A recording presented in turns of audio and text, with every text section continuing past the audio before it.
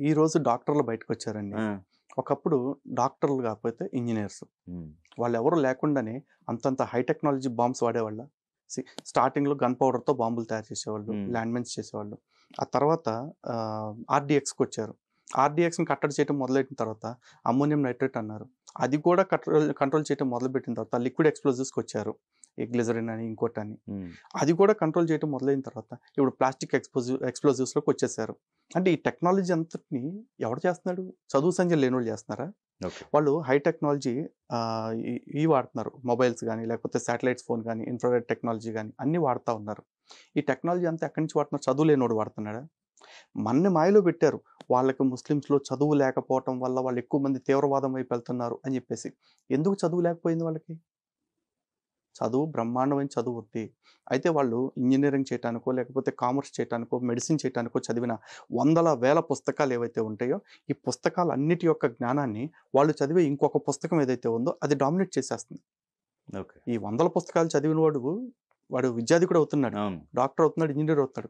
కానీ ఆ ఒక్క పుస్తకం చదివిన తర్వాత ఈడు ఆ పదవులు, చదువులు అన్నీ పక్కన పెట్టేసి వాడు ఒక తీవ్రవాదిగా మారుతున్నాడు. ప్రాబ్లమ్ ఎక్కడుందంటే బుర్రలో లేదు. ఆడి బుక్‌లో ఉంది. ఆ బుక్‌ని ఒకసారి గవర్నమెంట్ మొత్తం స్క్రూటినీ చేసి, ఈ దేశానికి ఈ పుస్తకంలో ఉన్న ఏ వచనాలు ప్రమాదకరము.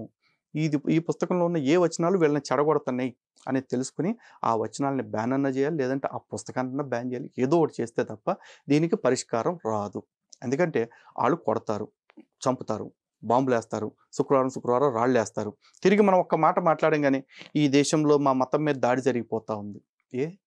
ఈ దేశంలోనే నీ మతం మీద దాడి జరుగుతుందా? ప్రశాంతంగా ముస్లిం ప్రశాంతంగా ఉన్న దేశాలు ఒక 50 పేర్లు చెప్పండి. పోనీ ఒక 20 చెప్పండి. పోనీ ఒక 10 చెప్పండి. లేవు. ఇయన్నీ ఏమన్నంటే ఆ దేశంలో క్రిస్టియన్‌ల మెజారిటీ, ఈ దేశంలో హిందువుల మెజారిటీ అంటారు. సరే ముస్లిం దేశాలు మాట్లాడుకుందాం. పాకిస్తాన్‌లో ముస్లింలందరూ సంతోషంగా ఉన్నారా? బంగ్లాదేశ్‌లో ముస్లింలందరూ సంతోషంగా ఉన్నారా? ఆఫ్ఘనిస్తాన్‌లో ముస్లింలు సంతోషంగా ఉన్నారా? ఇరాక్‌లో సంతోషంగా ఉన్నారా? ఇరాన్‌లో సంతోషంగా ఉన్నారా? పాలెస్తైన్‌లో సంతోషంగా ఉన్నారా? ఎక్కడున్నారండి? ఎందుకు లేరు? ప్రాబ్లమ్ ఏంటంటే నీ చుట్టూ ఉండేవాడితో ప్రాబ్లమ్ లేదు. నీకే పెద్ద ప్రాబ్లమ్ ఉంది. నువ్వు ప్రశాంతంగా లేవు. ఎందుకంటే నీ మానసిక ఆలోచన అంతా ఎక్కడుంది? ఈ చుట్టుపక్కల ఉన్నోళ్ళు ఎవరు నా మతం వాళ్ళు కాదు. వాళ్ళందరిని నా మతంలోకి మార్చాలి. లేకపోతే వాళ్ళని చంపేయాలి. రలీవ్, గలీవ్, చెలీవ్ అని చెప్పేసి 'కాశ్మీర్ ఫైల్స్‌లో' చూపిచ్చారు. అయితే మతం మారు, లేకపోతే పారిపో, లేకపోతే సచ్చిపో అని చెప్పేసి. ఇలా పక్కనోడికి టార్గెట్‌లు పెట్టి బతుకుతుంటే, నువ్వు మాత్రం ఏం ప్రశాంతంగా బతుకుతావు?